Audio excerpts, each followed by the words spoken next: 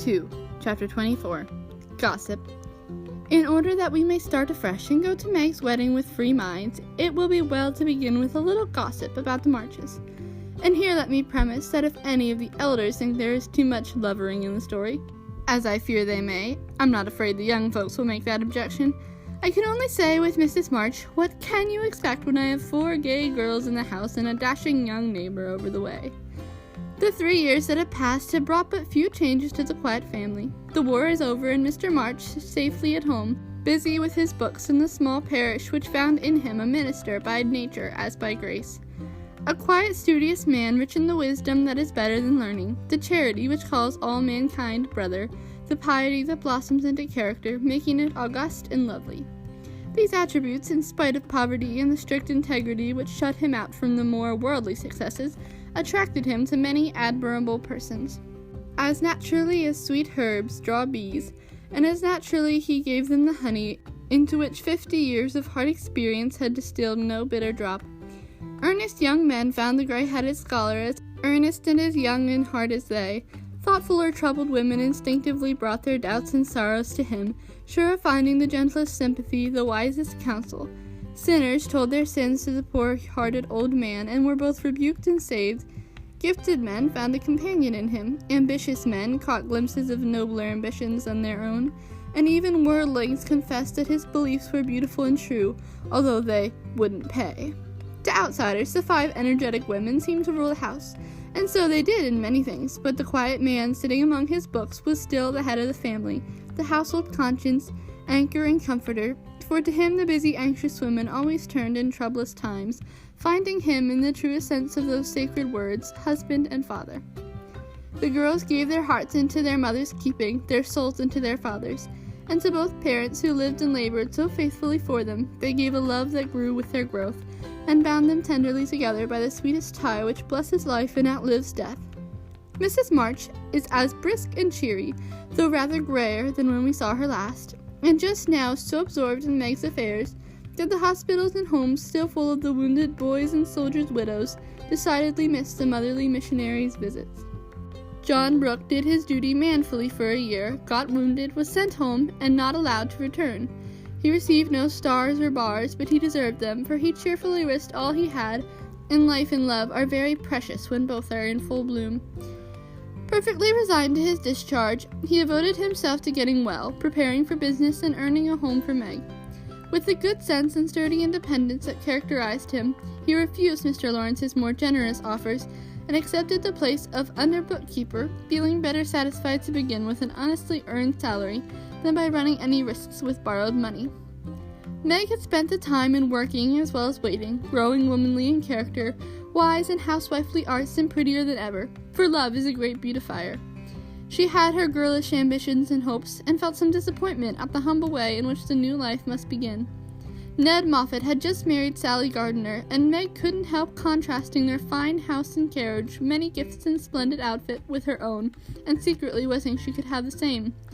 But somehow envy and discontent soon vanished when she thought of all the patient love and labor John had put into the little home awaiting her, and when they sat together in the twilight, talking over their small plans, the future always grew so beautiful and bright that she forgot Sally's splendor and felt herself the richest, happiest girl in Christendom. Jo never went back to Aunt March, for the old lady took such a fancy to Amy that she bribed her with the offer of drawing lessons from one of the best teachers going, and for the sake of this advantage, Amy would have served a far harder mistress. So she gave her mornings to duty, her afternoons to pleasure, and prospered finely. Jo, meantime, devoted herself to literature and Beth, who remained delicate long after the fever was a thing of the past. Not an invalid exactly, but never again the rosy, healthy creature she had been, yet always hopeful, happy, and serene, busy with the quiet duties she loved, everyone's friend, and an angel in the house, long before those who loved her most had learned to know it. As long as the Spread Eagle paid her $1 a column for her rubbish, as she called it, Jo felt herself a woman of means, and spun her little romances diligently. But great plans fermented in her busy brain and ambitious mind, and the old tin kitchen in the garret held a slowly increasing pile of blotted manuscript, which was one day to place the name of March upon the roll of fame. Laurie, having dutifully gone to college to please his grandfather, was now getting through it in the easiest possible manner to please himself. A universal favorite thanks to money, manners, much talent, and the kindest heart that ever got its owner into scrapes by trying to get other people out of them, he stood in great danger of being spoilt, and probably would have been, like many another promising boy, if he had not possessed a talisman against evil in the memory of the kind old man who was bound up in his success, the motherly friend who watched over him as if he were her son, and last, but not least by any means, the knowledge that 4 innocent girls loved, admired, and believed in him with all their hearts. Being only a glorious human boy, of course he frolicked and flirted, grew dandified, aquatic, sentimental, or gymnastic, as college fashions ordained. Hazed and was hazed, talked slang, and more than once came perilously close near suspension and expulsion. But as high spirits and the love of fun were the causes of these pranks, he always managed to save himself by frank confession, honorable atonement, or the irresistible power of persuasion, which he possessed in perfection. In fact, he rather prided himself on his narrow escapes and liked to thrill the girls with graphic accounts of his triumphs over wrathful tutors, dignified professors, and vanquished enemies. The men of my class were heroes in the eyes of the girls who never wearied of the exploits of our fellows, and were frequently allowed to bask in the smiles of these great creatures when Laurie brought them home with him. Amy especially enjoyed this high honor and became quite a belle among them, for her ladyship early felt and learned to use the gift of fascination with which she was endowed. Meg was too absorbed in her private and particular John to care for any other lords of creation, and Beth too shy to do more than peep at them, and wonder how Amy dared to order them about so. But Jo felt quite in her element, and found it very difficult to refrain from imitating the gentlemanly attitudes, phrases, and beats, which seemed more natural to her than the decorums prescribed for young ladies. They all liked Jo immensely, but never fell in love with her, though very few escaped without paying the tribute of a sentimental sigh or two at Amy's shrine. And speaking of sentiment, that brings us very naturally to the Dovecote. That was the name of the little brown house which Mr. Brooke had prepared for Meg's first home. Laurie had christened it, saying it was highly appropriate to the gentle lovers, who went on together like a pair of turtle doves, with first a bill and then a coo. It was a tiny house with a little garden behind and a lawn about as big as a pocket handkerchief in front. Here, Meg meant to have a fountain, shrubbery, and profusion of lovely flowers, though just at present the fountain was represented by a weather-beaten urn, very like a dilapidated slop bowl. The shrubbery consisted of several young larches, who looked undecided whether to live or die, and the profusion of flowers was merely hinted at by regiments of sticks to show where seeds were planted. But inside it was altogether charming, and the happy bride saw no fault from garret to cellar. To be sure, the hall was so narrow it was fortunate that they had no piano, for one never could have been got in whole. The dining room was so small that 6 people were a tight fit, and the kitchen stairs seemed built for the express purpose of precipitating both servants and china pell-mell into the coal bin. But once get used to these slight blemishes, and nothing could be more complete, for good sense and good taste had presided over the furnishing, and the result was highly satisfactory. There were no marble-top tables, long mirrors, or lace curtains in the little parlor, but simple furniture, plenty of books, a fine picture or two, a stand of flowers in the bay window, and, scattered all about, the pretty gifts which came from friendly hands were the fairer for the loving messages they brought. I don't think the Perry and Psyche Laurie gave lost any of its beauty because Brooke put up the bracket it stood upon, that any upholsterer could have draped the plain muslin curtains more gracefully than Amy's artistic hand, or that any storeroom was ever better provided with good wishes, merry words, and happy hopes than that in which Jo and her mother put away Meg's few boxes, barrels, and bundles. And I am morally certain that the spandy new kitchen never could have looked so cozy and neat if Hannah had not arranged every pot and pan a dozen times over, and laid the fire all ready for lighting the minute Miss Brooke came home. I also doubt if any young matron ever began life with so rich a supply of dusters, holders, and piece bags, for Beth made enough to last till the silver wedding came round, and invented 3 different kinds of dishcloths for the express service of the bridal china. People who hire all these things done for them never know what they lose, for the homeliest tasks get beautified if loving hands do them, and Meg found so many proofs of this that everything in her small nest, from the kitchen roller to the silver vase in her parlor table, was eloquent of home love and tender forethought. What happy times they had planning together, what solemn shopping excursions, what funny mistakes they made, and what shouts of laughter arose over Laurie's ridiculous bargains. In his love of jokes, this young gentleman, though nearly through college, was as much of a boy as ever. His last whim had been to bring with him on his weekly visits some new, useful, and ingenious article for the young housekeeper. Now a bag of remarkable clothespins, next a wonderful nutmeg grater which fell to pieces at the first trial, a knife cleaner that spoiled all the knives, or a sweeper that picked the nap clearly off the carpet and left the dirt, labor-saving soap that took the skin off one's hands, infallible cements which stuck firmly to nothing but the fingers of the deluded buyer, and every kind of tinware from a toy savings bank for odd pennies to a wonderful boiler which would wash articles in its own steam, with every prospect of exploding in the process. In vain, Meg begged him to stop. John laughed at him, and Joe called him Mr. Toodles. He was possessed with a mania for patronizing Yankee ingenuity and seeing his friends fitly furnished forth. So each week beheld some fresh absurdity. Everything was done at last, even to Amy's arranging different colored soaps to match the different colored rooms, and Beth's setting the table for the first meal. "Are you satisfied? Does it seem like home, and do you feel as if you should be happy here?" asked Mrs. March as she and her daughter went through the new kingdom, arm in arm, for just then they seemed to cling together more tenderly than ever. "Yes, Mother, perfectly satisfied, thanks to you all, and so happy that I can't talk about it," answered Meg with a look that was better than words. "If she only had a servant or two, it would be all right," said Amy, coming out of the parlor, where she had been trying to decide whether the bronze Mercury looked best on the whatnot or the mantelpiece. "Mother and I have talked that over, and I have made up my mind to try her way first. There will be so little to do that, with Lottie to run my errands and help me here and there, I shall only have enough work to keep me from getting lazy or homesick," answered Meg tranquilly.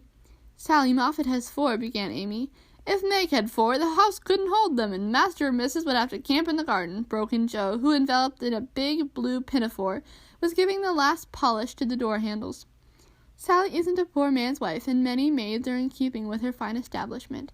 Meg and John began humbly, but I have a feeling that there will be quite as much happiness in the little house as in the big one. It's a great mistake for young girls like Meg to leave themselves nothing to do but dress, give orders, and gossip. When I was first married, I used to long for my new clothes to wear out or get torn so that I might have the pleasure of mending them, for I got heartily sick of doing fancy work and tending my pocket handkerchief. "Why don't you go into the kitchen and make messes, as Sally says she does, to amuse herself, though they never turn out well and the servants laugh at her?" said Meg. "I did, after a while, not to mess, but to learn of Hannah how things should be done, that my servants need not laugh at me. It was play then, but there came a time when I was truly grateful that I not only possessed the will, but the power to cook wholesome food for my little girls, and help myself when I could no longer afford to hire help. You begin at the other end, Meg dear, but the lessons you learn now will be of use to you by and by, when John is a richer man, for the mistress of the house, however splendid, should know how work ought to be done, if she wishes to be well and honestly served." "Yes, Mother, I'm sure of that," said Meg, listening respectfully to the little lecture, for the best of women will hold forth upon the all-absorbing subject of housekeeping. "Do you know I like this room most of all in my baby house?" added Meg a minute after, as they went upstairs, and she looked into her well-stored linen closet. Beth was there, laying the snowy piles smoothly on the shelves, and exulting over the goodly array. All three laughed as Meg spoke, for that linen closet was a joke. You see, having said that if Meg married that Brooke, she shouldn't have a cent of her money, Aunt March was rather in a quandary when time had appeased her wrath, and made her repent her vow. She never broke her word, and was much exercised in her mind how to get round it, and at last devised a plan whereby she could satisfy herself. Mrs. Carroll, Florence's mamma, was ordered to buy, have made, and marked a generous supply of house and table linen, and send it as her present, all of which was faithfully done, but the secret leaked out, and was greatly enjoyed by the family, for Aunt March tried to look utterly unconscious, and insisted that she could give nothing but the old-fashioned pearls long promised to the first bride. "That's a housewifely taste, which I am glad to see. I had a young friend who set up housekeeping with 6 sheets, but she had finger bowls for company, and that satisfied her," said Mrs. March, patting the damask tablecloths with a truly feminine appreciation of their fineness. "I haven't a single finger bowl, but this is a set-out that will last me all my days, Hannah says." And Meg looked quite contented, as well as she might. "Toodles is coming!" cried Joe from below, and they all went down to meet Laurie, whose weekly visit was an important event in their quiet lives. A tall, broad-shouldered young fellow, with a cropped head, a felt basin of a hat, and a fly-away coat, came tramping down the road at a great pace, walked over the low fence without stopping to open the gate, straight up to Mrs. March with both hands out in a hearty, "Here I am, Mother. Yes, it's all right." The last words were in answer to the look the elder lady gave him, a kindly questioning look which the handsome eyes met so frankly that the little ceremony closed as usual with a motherly kiss. For Mrs. John Brooke, with the maker's congratulations and compliments. "Bless you, Beth. What a refreshing spectacle you are, Joe. Amy, you are getting altogether too handsome for a single lady." As Laurie spoke, he delivered a brown paper parcel to Meg, pulled Beth's hair ribbon, stared at Joe's big pinafore, and fell into an attitude of mock rapture before Amy, then shook hands all round, and everyone began to talk. "Where's John?" asked Meg anxiously. "Stopped to get the license for tomorrow, ma'am." "Which side won the last match, Teddy?" inquired Joe, who persisted in feeling an interest in manly sports, despite her 19 years. "Ours, of course. Wish you'd been there to see." "How is the lovely Miss Randall?" asked Amy, with a significant smile. "More cruel than ever. Don't you see how I'm pining away?" And Laurie gave his broad chest a sounding slap and heaved a melodramatic sigh. "What's the last joke? Undo the bundle and see, Meg," said Beth, eyeing the knobby parcel with curiosity. "It's a useful thing to have in the house in case of fire or thieves," observed Laurie, as a watchman's rattle appeared amid the laughter of the girls.